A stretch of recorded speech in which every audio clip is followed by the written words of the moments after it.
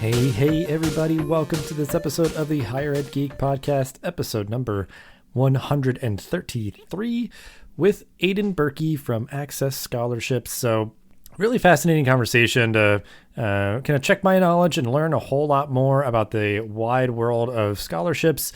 Certainly, as I say in this episode, timely topic as a strategy, I think, is the kind of mixed approach to help with college affordability for students. Can be a more sort of timely intervention for students in addition to a lot of different things. But Ayden has really immersed herself in this work and is trying to be as helpful as she can, kind of building a community, engaging with students, whether they're thinking about college or currently in college, to help make sure that they are getting scholarships to help them afford their higher learning and minimizing debt and all that good stuff. So Ayden was a pleasure to talk to. So grateful for her time and all that she shared. Just make sure to connect with her and the work that she's doing, all in the show notes. So thank you so much for listening to this wonderful episode, number 133, with Ayden Berkey of Access Scholarships. So we are here to talk about what is a very popular topic in my work with students. Certainly is figuring out scholarships, and certainly broadly a very timely topic. A lot of conversations happening around college affordability. So I'm really grateful we have some time and space here to talk through it today. So we will start it as we always do. Ayden, if you want to introduce yourself and give a brief overview of your professional journey and how you got to be where you are today. Yeah, of course. And of course, to start out, thank you, Dustin, so much for having me on. It really is a pleasure. And so, yeah, I think my professional journey is probably a bit shorter than most of the other people that you have on the podcast. I graduated from college in May of 2020, so right smack in the middle of the pandemic. And, I haven't really been in the professional space for all that long, but basically, I guess how I got to where I am right now, which is co-founding Access Scholarships, but I'll get into that later, so I graduated in the middle of the pandemic, and I was basically sitting in my bedroom at home, finishing classes, still talking to most of my friends through Zoom meetings and FaceTime, mostly just kind of wrapping up the year that way. And being at home during that time really just gave me a lot of opportunity to reflect. Not only was I finishing my college career, but I, for the foreseeable future was finishing my career in school as a whole, right? And so I was kind of thinking back to, things that I did in high school, things that I did in college, things that I didn't do, things that I should have done that could have made my experience better. And one of those things that I kind of identified as I was, at home, not really doing all that much after graduation, was just the fact that there were lots of scholarships out there that I could have applied for that, in some sense or another, I ended up kind of putting to the back burner while I was in high school and college, always saying that I had other more important things to be doing than spending time writing scholarship essays and things like that. And, even when I got to college, I kind of felt like it was really easy to push all of the scholarship information kind of out of my brain because I was, focusing on school and extracurriculars and applying for internships and things like that. And I felt like I didn't even know where some of the best resources would have been on campus for me to find some of those scholarships. And so I started doing research on it, on not just scholarships, but the whole paying for college package, financial aid as a whole. And I kind of realized that there were students out there that did make mistakes like me, wishing that they had applied for more scholarships while they had the chance, but also just lots of students out there who are so desperately seeking out those opportunities and really, either can't find the right platforms to search for scholarships or are just having trouble navigating the space when it comes to how to best apply for them. And so I was reading up a ton about it and just doing a lot of research. And then I kind of figured out that there was this niche where I could and I wanted to create a platform that, kind of aggregated all of that information in one place for students.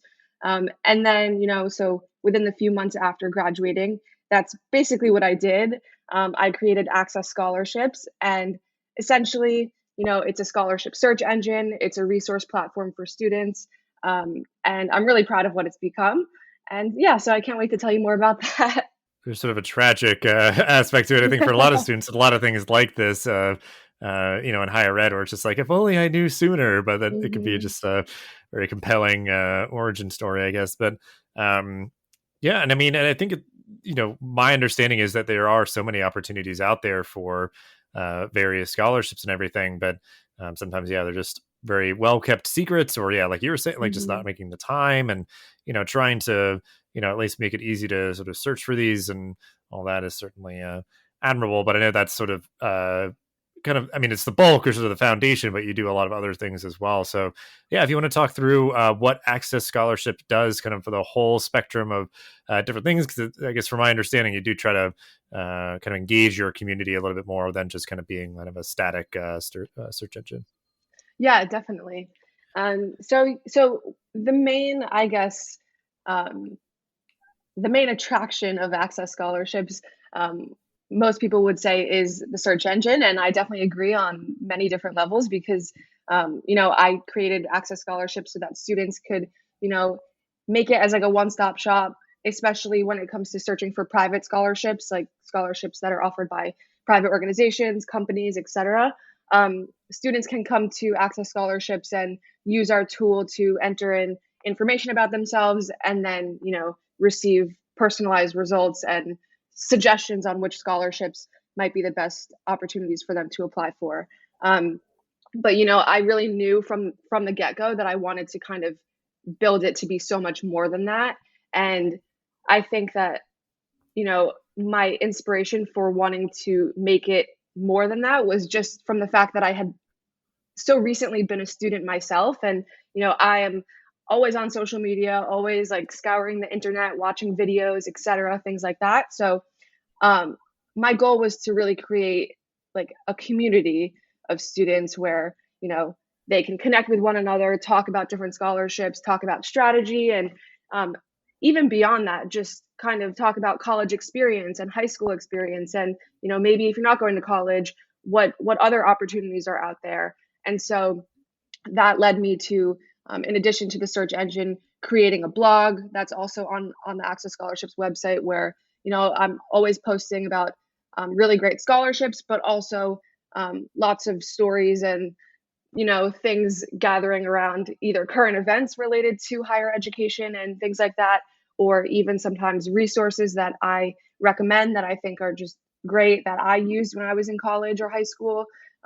Lots of posts on things like standardized test prep and applying for college and how to be successful in doing that.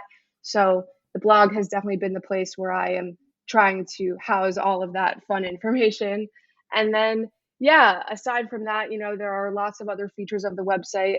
I have several pages where I basically like to aggregate resources. So when students come to me and they say, I've been using this really awesome resource, you should add it to your page, and I'll go take a look if it's not one that I'm familiar with. And basically I have like a whole library of resources related to college admissions or test prep or studying tips, everything like that, that I kind of just add there for students to utilize and learn from, because there's so much out there.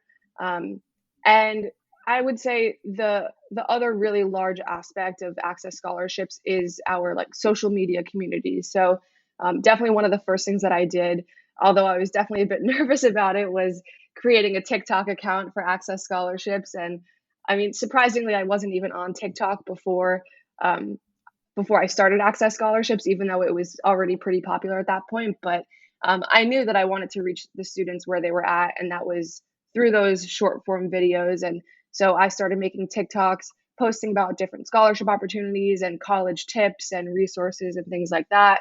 And shortly thereafter, I ended up also moving over to Instagram, to kind of create a combination of both video and static content. So it's been definitely a really great opportunity to be able to leverage social media to talk with students, through DMs. They'll send me emails, and I can also post about like my weekly office hours. I'll post about every once in a while on there, and students will always sign up for those sessions, which are totally free. So I've been really lucky in the fact that the scholarship space, or just the college space in general, is one where students really like can't get enough information. So it's been, a great opportunity to be able to talk with students who are from all over the world, all different areas of everywhere, and, learn about their stories and kind of help them throughout their journey.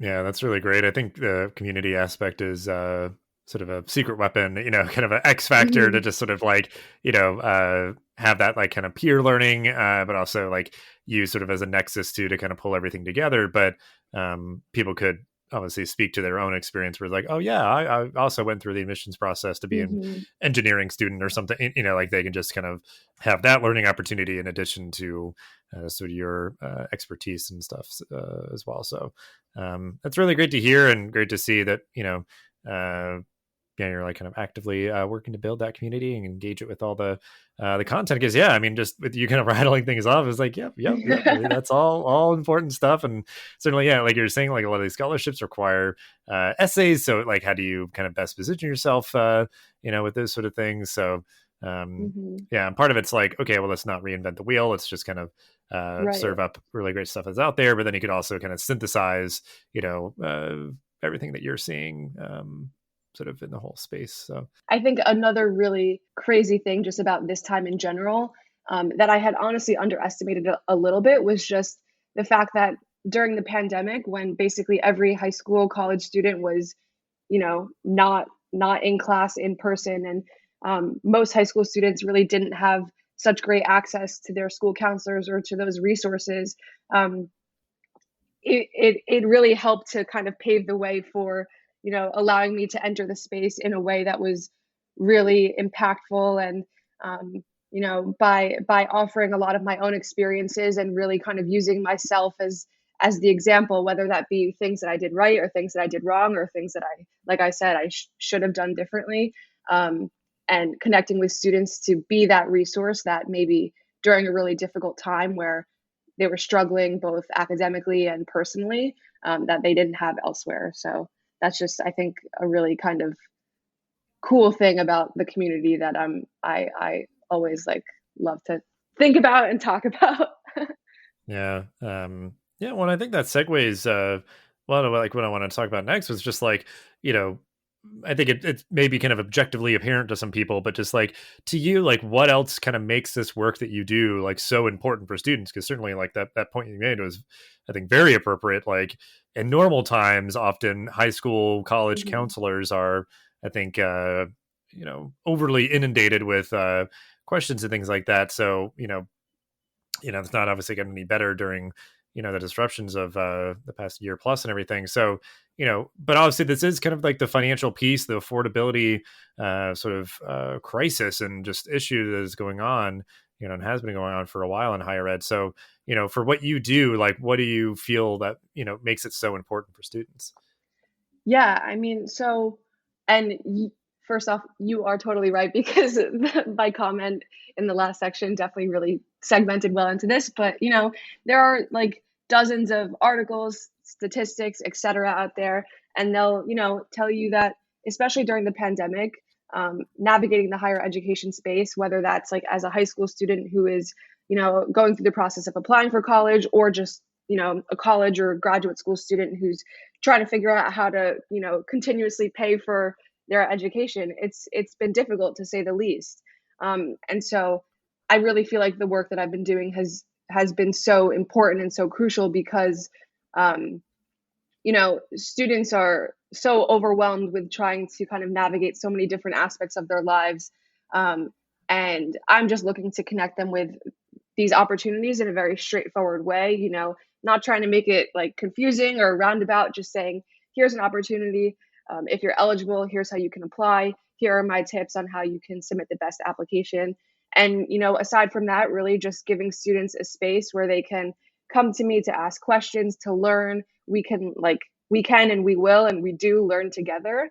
And I think that's more important now than ever, just because, like I said, um, everyone is really overwhelmed with all of the external factors that are kind of happening at the moment. And um, I feel like my job is to help communicate the importance of scholarships and learning about the process of paying for college before you actually step on campus, and how you can really maximize your experience while you're there or wherever you end up going, whether that's like a professional certification or a boot camp, and how you can, you know, make those experiences the best that they can be, so that, you know, you're getting the most out of it, but also not leaving college or leaving that boot camp in uh, you know, a really large amount of debt. So that's, I think, one aspect of it. And, you know, another thing which I read a lot, especially during the pandemic, was that, you know, these reports have kind of spoken about how there was a record drop in FAFSA completion, you know, among students who are about to go to college.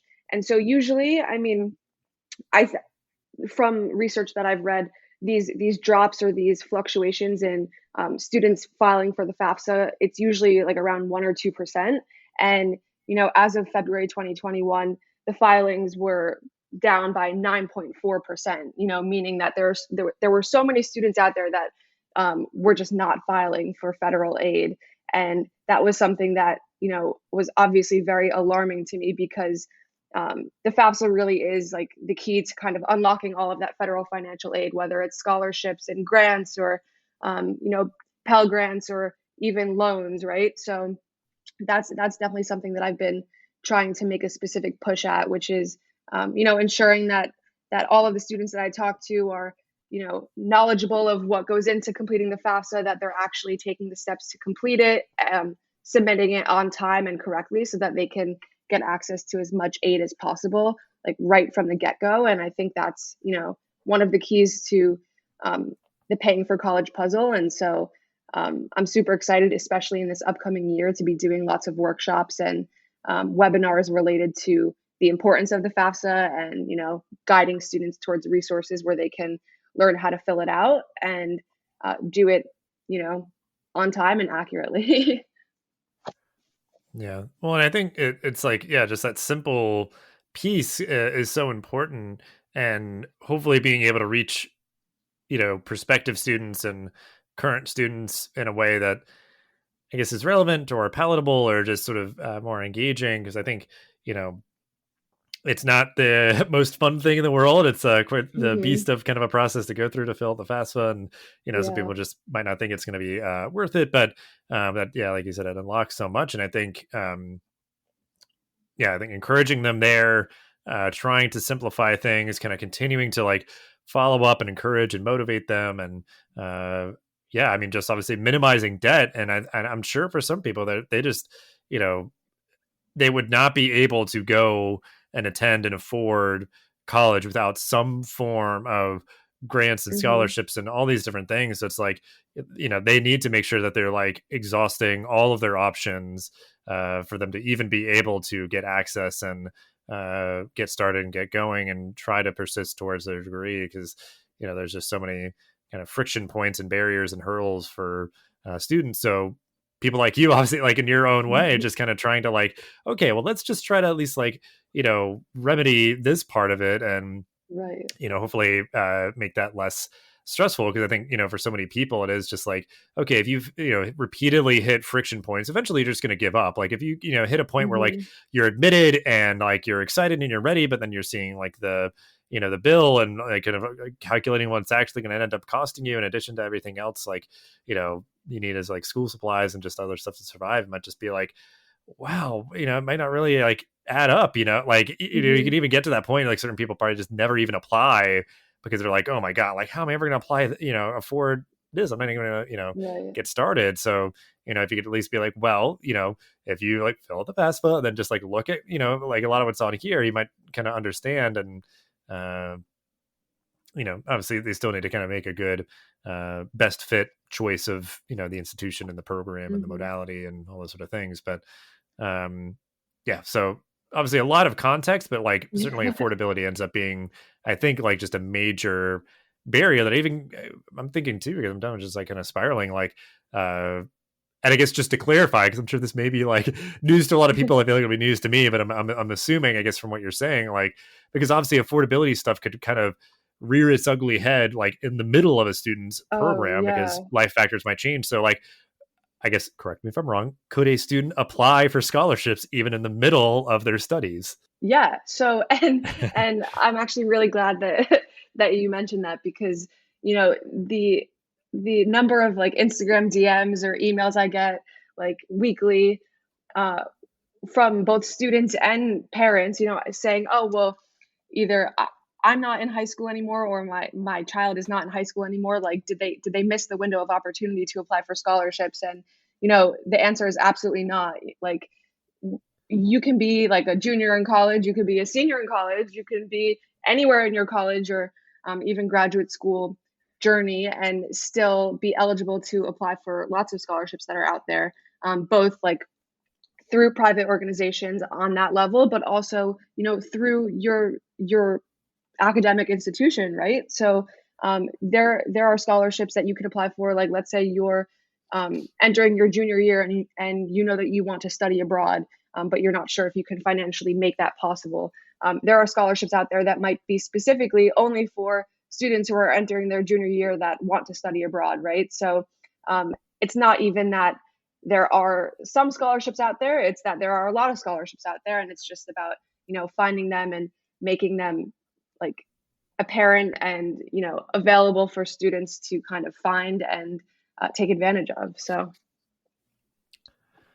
Yeah, the other thing that it makes me think of too is like probably try to plan ahead as much as you can. Certainly, there's mhm. life circumstances that are unpredictable and happen suddenly. But yeah, like I think that's a very good example is like, oh, in my, junior year, I would love to study abroad. And it's like, you know, if you know that like that's just an experience that you want and you could, you know, I guess what I'm getting at is just like, try to think ahead. So, deadlines, so you know when to Right. apply, like versus like, oh, like I've got to pay for it tomorrow. Let me like apply Right. for some scholarships or something. And it's like, it's not going to work out. Cause I'm thinking like, Yeah. if you know that that's an experience that you want, anything like that, like as you're just generally trying to apply for money, you might want to just know like, oh, okay, well, 'cause I'm sure there's like a seasonality of like, oh, most scholarships are due like in the summer before the academic year or something, like those sort of things that you might Yeah. just want to plan. Like, okay, so if I want this for this time, I want the scholarship for my junior year to do study abroad, I should probably fill it out,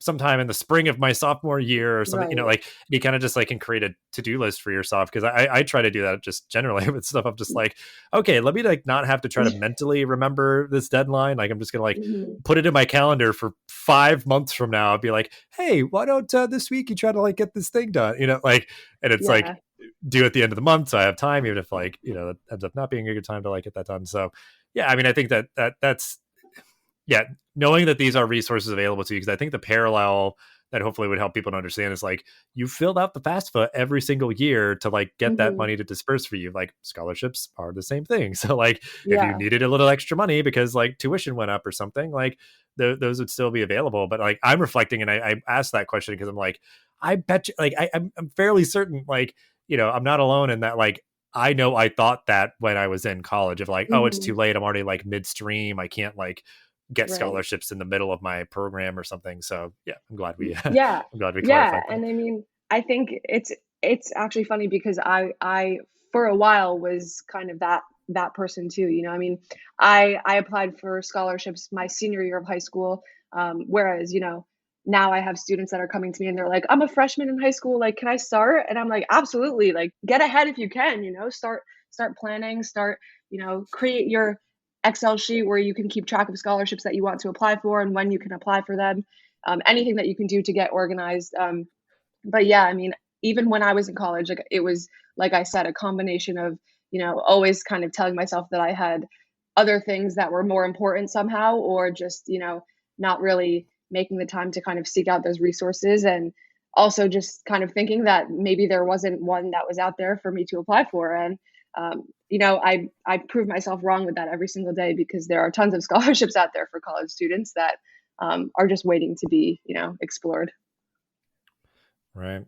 Well, I guess quickly, like I don't know, because I imagine this might be kind of like a ill-fitted question, but I could imagine hired professionals that are working with their students with everything that we've discussed, like could play a really crucial role here. Um, you know, uh, Certainly, like I'm thinking maybe most naturally like advisors because they're the one that's like or a Hmm. coach.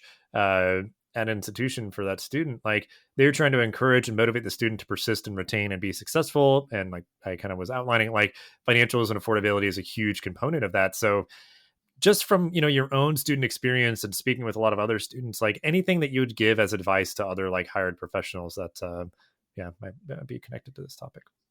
Yeah, definitely. I mean, I think, both, I guess, for professionals on in the high school space, like so school counselors or, other people like that, but also college advisors and other people in the actual higher ed space. I think that a piece of advice that I would give to them is to really just continue to make an effort to meet students where they are, where they spend the most time, and um, connect with them in the ways that they will be like most likely to understand the information that you're putting out there and really retain it, and of course act on it. So, I guess from I've I've had the opportunity over the last year and some months to speak with a lot of high school guidance counselors, and talking about, oh well, which like what strategies are you using to talk to your students about scholarships, and most of them say, oh, like we have a resource page on our website. And then of course my next question is like, I wonder how many of your students know about that resource page, how many of them actually utilize it, and things like that. And then actually recently I spoke to one school counselor in particular, and she actually reached out to me because she's on TikTok and she posts videos every single day, specifically to kind of educate not only her students but other students about scholarship opportunities that are out there. And she reached out because she saw one of my TikToks and she was like, I would love to, go on TikTok live with you and talk with students and answer their questions. And so we did exactly that. And I think that was like a really great way to kind of meet the students where they spend the most time, which is through social media. And it was really cool because that was honestly like one of the first times where I felt like I had seen a school counselor really put in that much effort to kind of, like I said, meet the students exactly where they spend their time. And I think outside of social media, like there's still lots of ways to do it, because some higher ed professionals maybe feel like they're a bit removed from like the social media space, but even just like putting on virtual events, whether that's like a webinar or, posting YouTube videos, because lots of students like spend hours on YouTube. I was one of them for a while. But really like speaking their language, like in the sense of, and I'm not even saying like using college student slang or anything, whatever that may be, but just putting the information in terms that students will want to, consume more of and react well to, and um, really just kind of empathizing with them in their situation of, the importance of paying for college and the fact that, most students unfortunately graduate with some debt, but also doing it in a way that's steering them towards the right path. So, yeah, I guess in a really roundabout way, I was just saying, trying to continuously innovate to um, meet the students in the places where they spend the most time. Right. Well, because I think, yeah, I mean, it's the idea that like it's time well spent, however much you give and whatever you do to like just be more proactive, do more outreach, and like, Mm-hmm. because yeah, I mean, there could be like more kind of asynchronous or synchronous kind of things that you do, like a kind of a mixed diet of like, yeah, the idea of like, oh, it's a TikTok live, like you got to be there, and if not, then you Yeah. kind of miss it. Or like, okay, like I publish a bunch of videos, on my profile and whatever social media platform. So it's like if you wanted to go there and sit and watch all 20 of my like short Yeah. clips about like this, that, and the other, like have at it. You can do it at your own pace. Yeah. And then I was also thinking of like, because a lot more like institutions are utilizing things like Discord and Slack, just that Mm-hmm. you have like a community, and it could be like that you have that social space with your fellow students in a particular course that you're taking, but you can also just like at your advisor to kind of like ask a quick Yeah. question. Obviously it's like super mobile friendly and a little bit more dynamic, but you could also likely like schedule a quick call to take place over the phone or over Zoom or in person, and like you have that choice of modalities and like just all of that sort of like more dynamic place where it's like, yeah, like wherever you are, student, if you're scrolling on your phone on TikTok, or if you actually do Yeah. want to like talk to somebody and you want to just do it on your phone as well on Zoom, or if you want to like come into the office there at your high school or your campus college campus, like you can do that. So yeah, I mean, it's all smart stuff there. And it's like, again, whatever extent of all the, any or all of those things that you do, certainly going to help people to, help these students to make really thoughtful choices about, so again, depending on where they are in their journey of like, okay, where do I want to go? What do I want to study? How do I want to do it? And then like, how am I going to pay for all of it? Like, it's all stuff that hopefully like you're thinking about far in advance, and that you're always thinking about to an extent of just like, yeah, like, because I know sometimes it is like, okay, the scholarship's only for first year students, the scholarship's only for seniors, or only for people in this particular program. And, sometimes it could be like, you could get it all, all the years that you're studying, as long as you meet the requirements and stuff. So, yeah. And it's the idea, like, because it could even be just like, you're making all that content to help nudge people to just like remember to fill out the FAFSA, like, so they're just like, right. Oh yeah, hey, there's my counselor making a quick TikTok video. So it's like, oh yeah, like, the new FAFSA's open, like, cool. But yeah, so all really great advice. And I'm curious if there's any developments in this space that you were looking forward to, like any things that you're working on, or certainly I feel like there's still sort of like nebulous talks about things with like simplifying the FAFSA, or like other things when it comes to kind of college affordability or scholarships. But yeah, like, what are you excited about? What's keeping you optimistic? Yeah, definitely. And so I think first off, with the whole FAFSA and really trying to simplify it, I think every year they like make some sort of change to it. And, I'm still in the process of doing all of that research to fully understand and comprehend the magnitude of those changes and how it's going to impact students for this upcoming year, because I'm trying to plan all of these different webinars and kind of resources that I can send out to students, so that when the FAFSA does open, like every student in my community is, on it. And like, because ultimately it is a very time sensitive thing, like the earlier you submit your FAFSA, the like more likely that it'll be that you'll actually be able to get the aid that you're hoping for. And that's obviously not to say that like if you submit it the day after it opens, then you're going to get an insane amount of aid. I just mean that, it's definitely like a first come, first serve basis. So if you wait until 10 months after the application is open, then you are not really putting yourself in the best position for success. So, by doing the research now on my end to kind of learn about the changes that they're making to the FAFSA in terms of, making it easier for students to fill out and a lot less confusing, and, shortcuts here and there, and all things like that, I'm definitely hoping that will encourage more students to, actually submit it, and even encourage parents to involve students in the process, like if that's, something that they're doing as a family. And, outside of the FAFSA, I'm really excited personally for a feature that I recently launched on Access Scholarships. And basically it kind of, so we're calling it Common Scholarships, with the premise of it, I guess, is that, there are tons of scholarship opportunities out there. And what I always tell students is that you don't need to reinvent the wheel every single time you apply for a scholarship. Like the same way when you were applying for college, like you probably wrote a few supplemental essays for certain schools. And then after you had those essays written, it's likely that you tweak them here and there, or kind of, made edits to certain parts of them so that you could then use that one essay for a bunch of different applications. And so I thought that was like a really cool idea, and definitely something that could be utilized within the scholarship space. So what I started doing over the summer, while students were not in school and it was a little bit quieter, was I just started doing research on the scholarships that are out there. And I basically started compiling these lists of scholarships that basically ask similar essay questions. So what I have now is this page on my website called Common Scholarships, where students can basically search through these bundles, so to speak, of opportunities where, they're mostly open to like larger groups of students. So they're not very segmented by major or, anything like that. For example, most of the scholarships are open to either like all high school students or high school juniors and seniors, or all college students.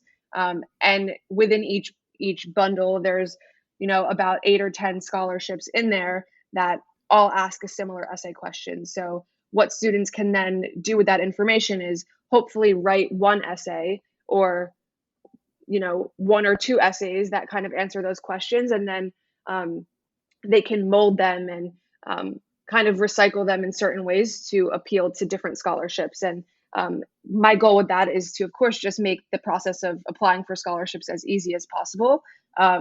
And, of course, to also maximize their chances of winning. So I'm definitely not advocating students to, take one essay and use the exact same thing for 10 different applications. That's absolutely not what this is. But it's definitely just, kind of encouraging students to use their time wisely. And with that, essays are a really big part of the process. So that's something that I'm super excited about. And, as students go back to school this fall, or even, over the next few weeks in August, I'm definitely going to start kind of promoting that feature more, because I think it's really cool. And, I think aside from the scholarship and I guess specifically the financial aid space, I'm definitely interested to see how the higher education space as a whole continues to evolve. One thing that I have read a lot about recently is just, I feel like there's a lot of back and forth about, the perceived importance of, obtaining a college degree as opposed to, other options like not going to college, but gaining a professional certification or doing a boot camp and things like that. Because obviously there are certainly differences in the costs that are associated with all of these different post high school endeavors, right? And I think that a lot of emphasis in recent years, and I feel like I felt it when I was going through the process of applying for college. I never thought about any other option other than going to the 4-year school that I ended up going to. But I think we're all just kind of teetering back and forth with, I feel like some sources are saying, oh, you don't need a certain type of of college degree to be successful. And then that information competes with oh no, but if you want to have a chance at achieving at a certain level in the career or professional world, then yes, you do. So I'm always reading up on this because I'm definitely interested to kind of see what happens and what unfolds over the next few years and over the next decade, honestly. Yeah, I mean, those are all interesting developments. I do especially think that the Common App for scholarships is a very smart move because, yeah, I mean, to me, I'm I kind of chuckle in my head. I'm just yeah, okay, the scholarship is $1,000, that's obviously just a drop in the bucket for a lot of students, and just the idea of okay, I'm gonna contour all this stuff, part of me is just yeah, you're not super special. What, somebody's gonna just only apply to your scholarship and wait with bated breath? It's right. Students need to sort of scattershot, and yeah, it's a lot of people competing for a fixed amount of money, and they can only give it to so many students every year, and they likely each student needs to supplement with several scholarships and stuff. So just trying to simplify that process, because I think that is even just only kind of a fraction of the battle. If because again, I know there's probably many other platforms, many other websites out there that are just search engines for scholarships, but it's some people again might get intimidated and hit friction points around just oh my gosh, I have to write 50 essays so that I can hopefully get some of those that I actually earn to partially subsidize my education, that sort of thing. And a full ride scholarship, which I'm sure is few and far between, is going to be a far more intensive process that will require someone to really put in a dedicated and focused effort. But otherwise, it's just a lot of people who want to honor the memory of someone, and they give out a couple of small scholarships each year, and just it's yeah, I mean, they're not going to give it out if nobody applies, and they should make it as easy to apply as possible, and then they can choose from choose the best person out of a large pool of applicants. So so yeah, I mean, that's all good stuff, and I think certainly what you're saying too, I'm sure it's kind of good on you to be plugged into what's kind of building and developing around kind of different credentials, how they stacked with each other, and how we sort of frame the value of boot camps and bachelors and all those sort of things. So we always like to highlight resources. Obviously, we've talked a lot about the resources that you give through Access Scholarships, but anything else that's maybe just kind of like forming, kind of what you're thinking about or paying attention to, like books, blogs, other podcasts, anything they'd like to share? Yeah, definitely. One thing that comes to mind, although it's not a book or a blog, but the Varsity Blues documentary. I mean, I know that it's been out for quite a few months now, but watching that, like from the lens of someone who works with students on a daily basis and also works with school counselors and everything like that, that was definitely a really eye-opening.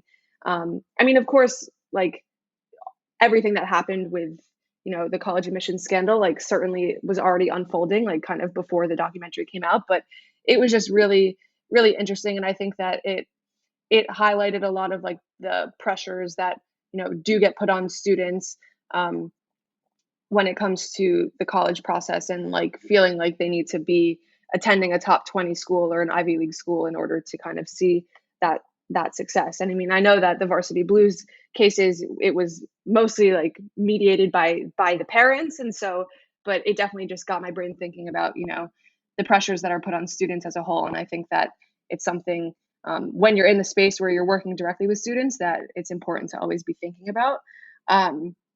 And I actually, there is a blog. It's actually a column that I really enjoy reading.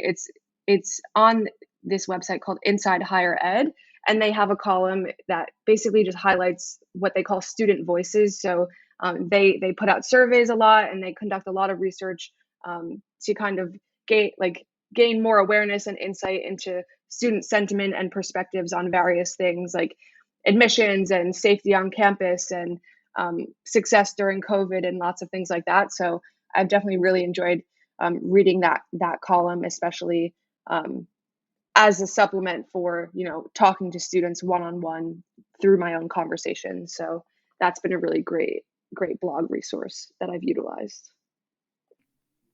Awesome. That's a great resources there. And I do need to watch that documentary, so I'll take Yes, this as definitely. a reminder to do that as soon as I can.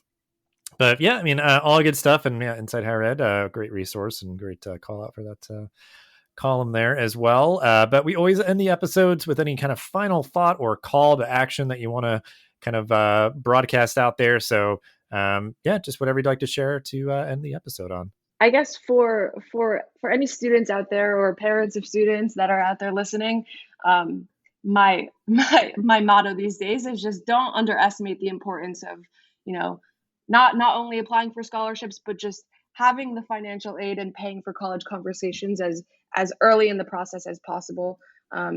It really will just put you in such a better position later on when like you are either in the middle of your higher ed experience or you're graduated and you feel like you actually have all of your eggs together and you're on like the path to success. So I think organization and preparation is key when it comes to everything with paying for college. So don't underestimate the importance of doing that. And of course, when it comes to scholarships specifically, just utilizing all of the resources at your disposal and really taking advantage of everything that there is to offer. Absolutely. Because something that's just sort of swirling in my mind as you were saying, that's like life and college is like hard enough and complex enough and just sort of like, so much to manage. So it's like, if you can just have one less thing to have to worry about, where it's like you've planned ahead, you've taken care of things. It's not rushed. It's not sort of, causing undue stress and anxiety and everything. So it's just like, hopefully, yeah, like as a student who is pursuing any form of higher education, like ideally, like you'll just be able to focus on your studies, immerse yourself in that learning environment and, get as much out of it as you can. And, again, like finances is often a barrier to being able to have that level of kind of dedication and focus and stuff. So I appreciate you for doing the work that you do to try to help with that and for coming on and sharing all that you did. And just really appreciate the time. Yeah, definitely. It's been so great talking with you, and I'm really glad that I've been able to, kind of chat about all these really important, aspects of higher education with you. So it's been great. Thank you so much. Thanks for listening to this episode of the podcast. Make sure to rate, review, and subscribe so you never miss an episode. Thanks again for listening, and we'll see you in the next episode of the Higher Ed Geek podcast.